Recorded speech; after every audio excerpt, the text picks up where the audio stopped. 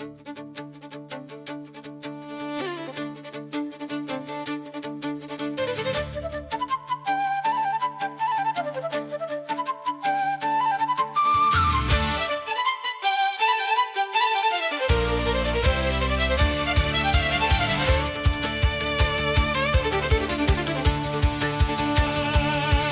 by the cliffs at West Beach Shore, where the Dorset tides run wide, a little girl with a bucket blue would search the turning tide. Not shells or stones or driftwood bright, but lumps most folk ignore. Fossil droppings from ancient seas was the treasure she looked for.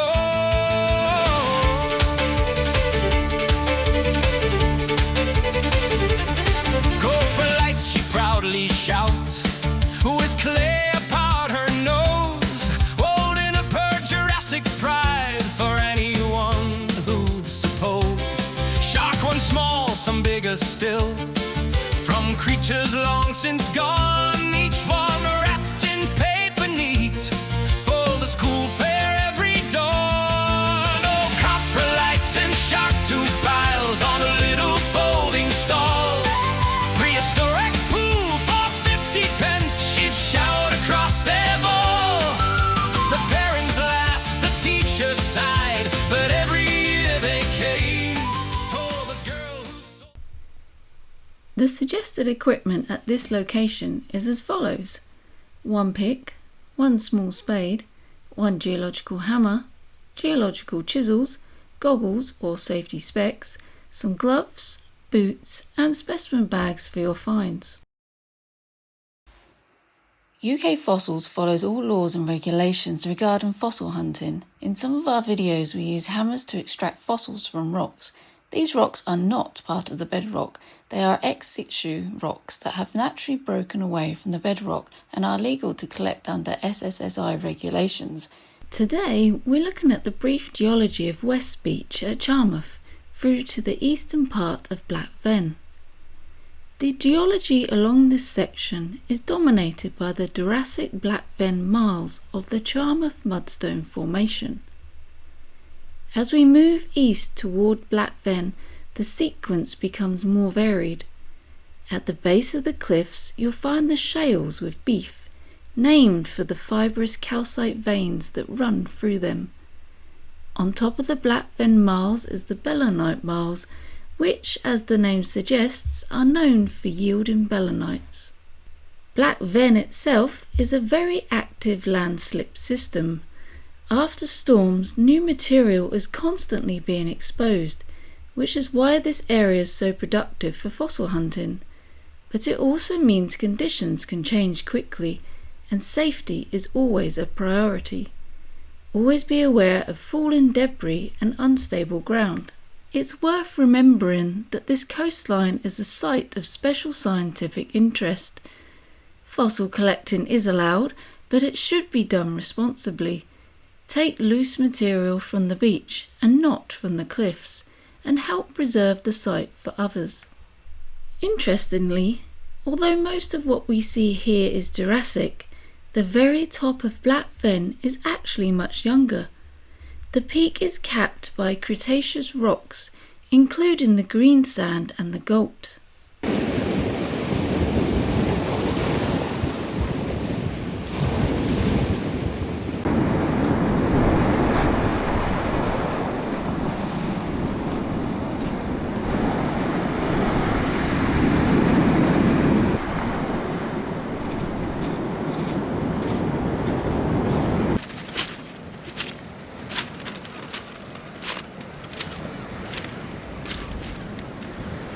So there's been a lot of movement here in the last half a year. Charmouth, there's been a lot of falls, all the rain we've had and the storms has really taken its hit this place. Still quite a lot coming down, so you have to be ever so careful when walking around. Now this mud flow here is obviously recent, but just be aware, do not stand in that because this will happen. You'll sink and get stuck. Keep an eye out for yellowstone, bircheye, topstones and flatstones. They have clear visible layers in the rock and are easy to split. These are where most of the calcite ammonites are found.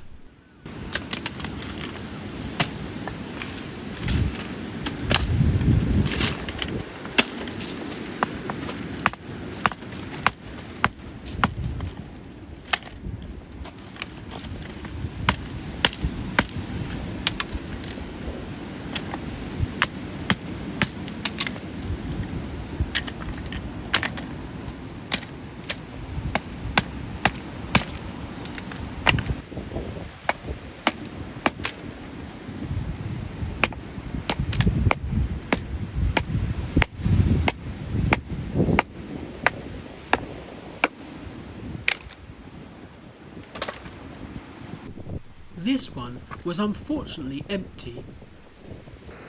So I'm just looking in the shingle on the foreshore here, because often you can find coprolite and reptile bones. So I'm just scouting around in the shingle to see if I can find any. Ah, talk of the devil, look. There's a bit down there, just wedged in between these two rocks here. A bit of bone.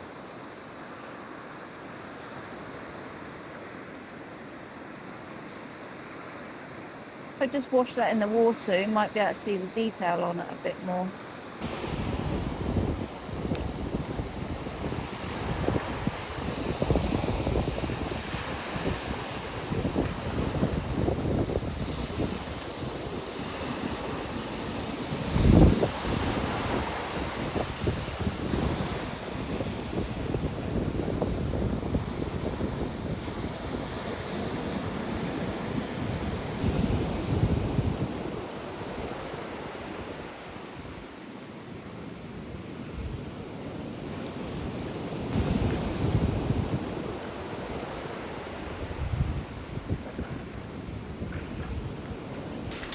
So often people ask us what is the best side to go to, and both sides are good, but they kind of vary depending on beach conditions, tidal conditions, cliff falls, that kind of thing.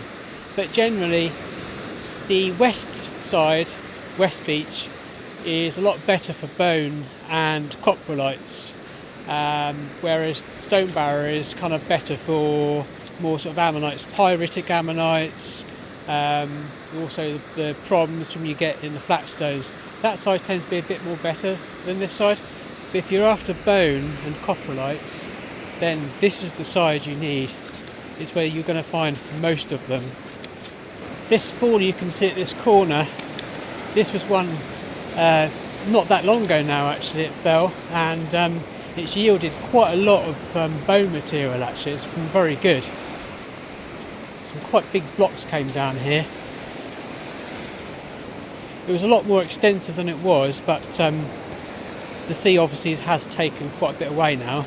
Just where the slip is over there, where the people gathered looking for fossils, is actually where I found my beautiful vertebrate, articulated vertebrate. It was immaculate and it had the ribs on and everything. If you haven't seen that video, it's actually on our YouTube shorts. It's really nice find that was. I was really pleased with that, and that was just over there.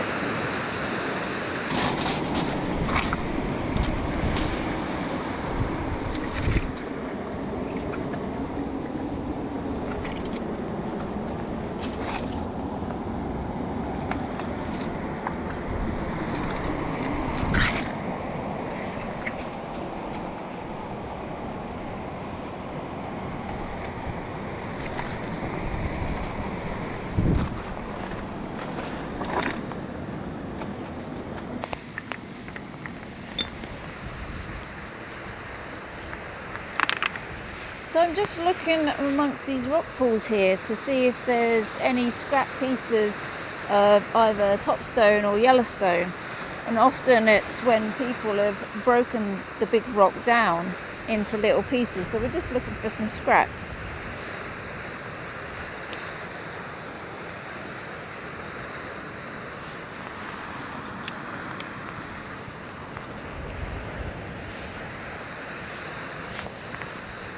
There's one just down in the sand here. So this is a scrap piece that looks like it's been broken on what would have been a larger rock. Oh look!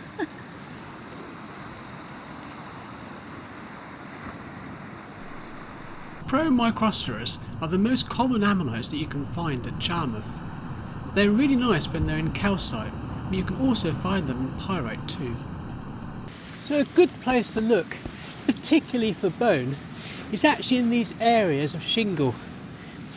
Just on the corner at West Beach between that and Black Ven, amongst the shingle, you can find all kinds of fossils, pieces of belemnite, ammonites. I'm looking for pieces of bone. I did find one a little further up the beach just a while ago, which I'll show you in a moment.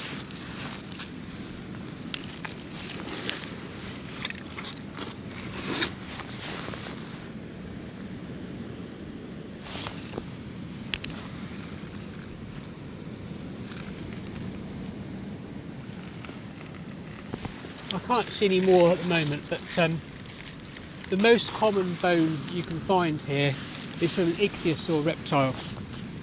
And I found this just further up there, which is a little tiny vertebra.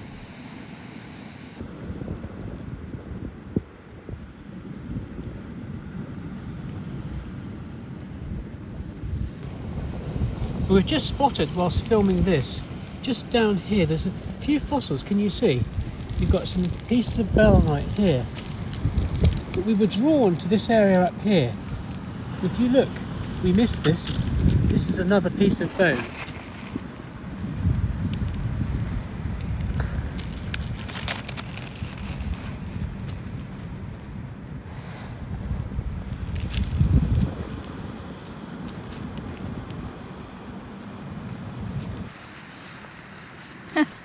Look, I just found another bit of bone down here.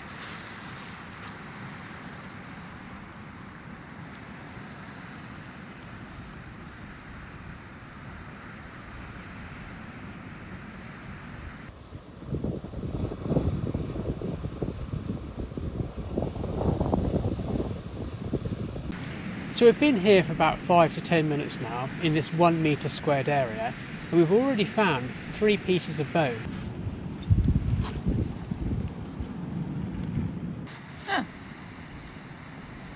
Had a little crinoid stem in the shingle.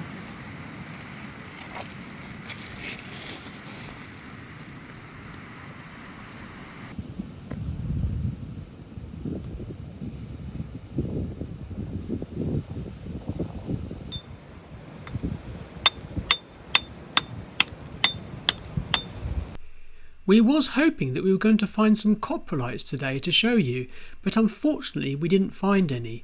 We are, however, joined by special guest Jake Dean, who's going to talk about his coprolite collection and how he finds them. So on this beach we do find a lot of coprolites, and these are coprolites here. You can see some are lighter coloured, some are a little bit darker, and some are all different shapes. These have been rounded quite a lot by the sea's action. This is a lot fresher. You can still see little bits of clay inside it, where it's sat inside the clay that's fallen onto the beach. What I'm going to do now, just to demonstrate the colour difference from that light sort of brown that can be hard to see sometimes, is I'm going to put it into the water and you'll really see the fossil come alive.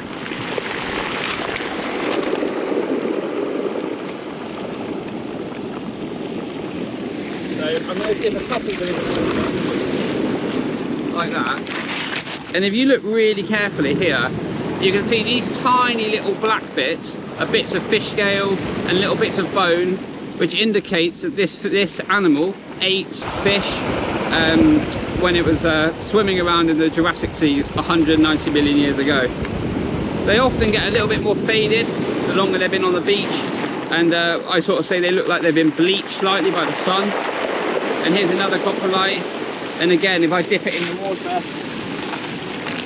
you're going to be able to see all those really fine little details in the coprolite, the little bits of fish scale. The main ones we get here are shark and ichthyosaur. I would bet my money that that is an ichthyosaur coprolite. we call that a bit of a splat. Waves, the shark coprolites will have a slight twist to them. You can see there's a twist because the shark's internals, intestines are twisted. So when the coprolite comes out, it has a slight twist to it.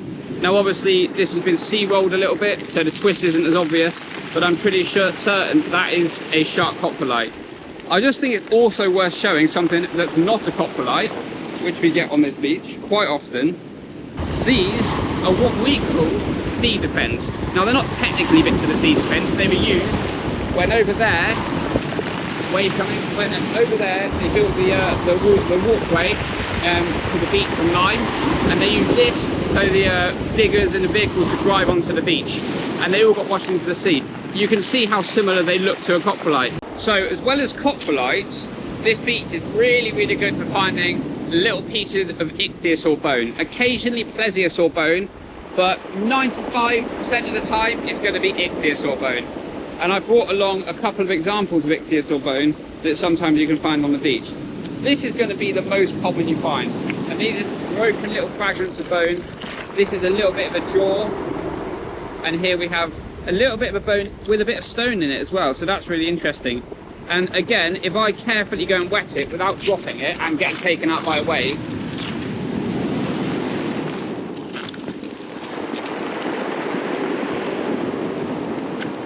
you will see the tiny little white marks in there are what we call the vessels or the vesicles of the bone, and it's been infilled with calcite, and you get these really nice uniform white lines or white little divots, or sorry, white marks, sorry, in the bone. And if you imagine a Cadbury's crunchy bar snapped in half, that honeycomb effect is what you're looking for.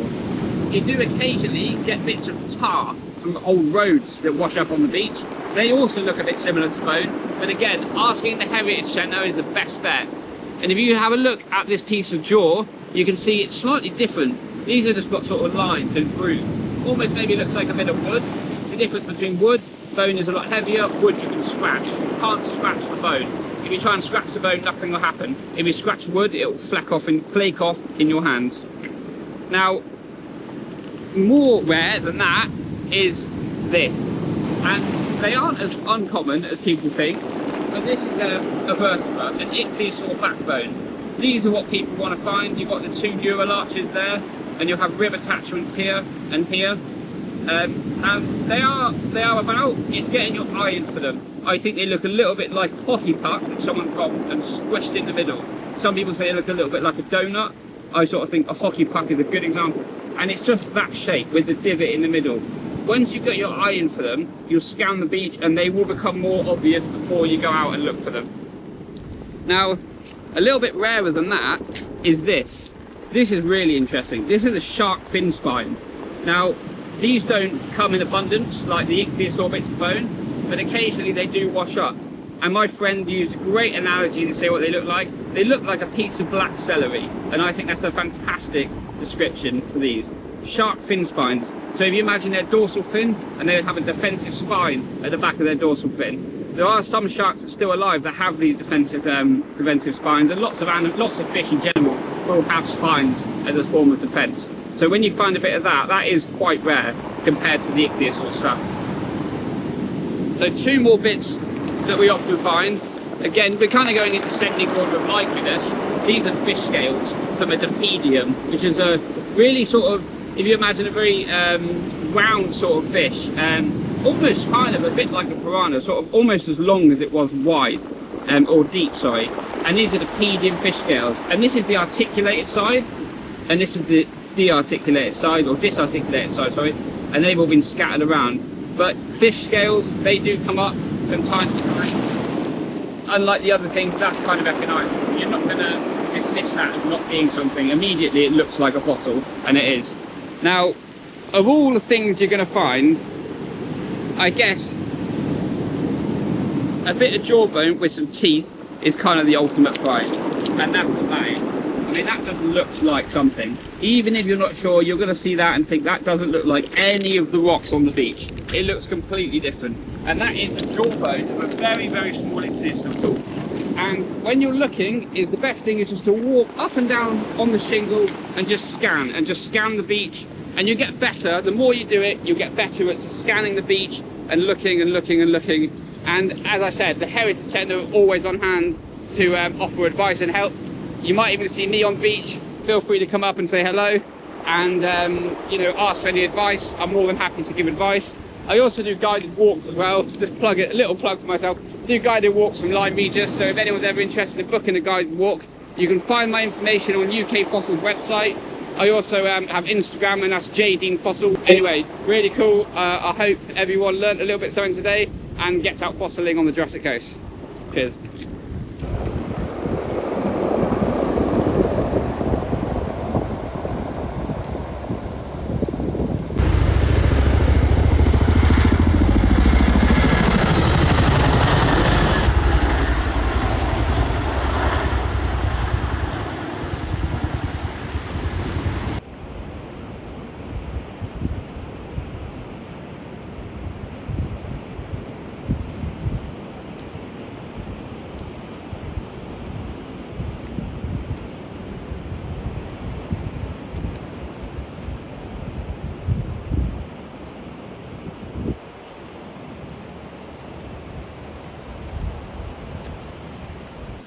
So the tide's now going out, and we're going to now explore around the rock pool areas, because this is where often pieces of bone can be trapped between the rocks.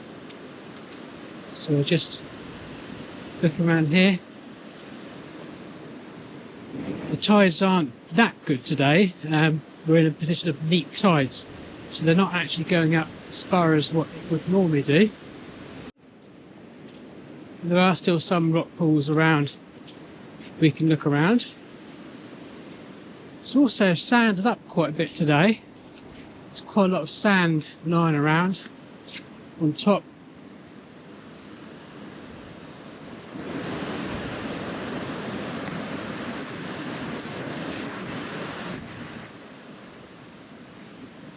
These ridges here are a good place to search where the sea is washed one side out. So I've just been searching these rock pools. This is where the bones get trapped. I've just spotted this really nice bone here. This is actually a piece of paddle bone, which you can see from the ichthyosaur, just to get the clay off it.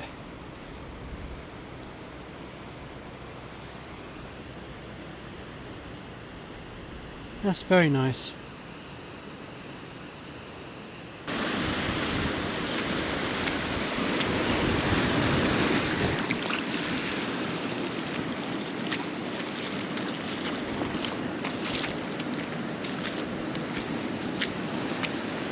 Nice prom.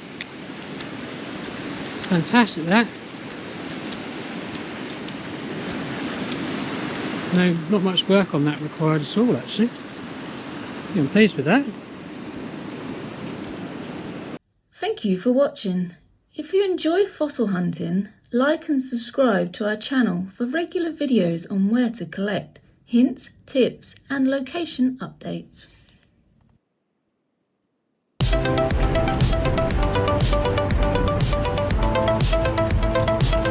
UK Fossils always collects responsibly and is proud to have created the Fossil Code, which helps educate others. We encourage you to read the Code of Conduct and guidelines on our website before going fossil hunting yourself. Safe and sensible collecting is always paramount. The information provided in our videos is for general guidance only. While we aim to ensure accuracy, UK Fossils cannot accept responsibility for any errors, omissions or actions taken based on this content. It is your responsibility to check local regulations and land access permissions before collecting.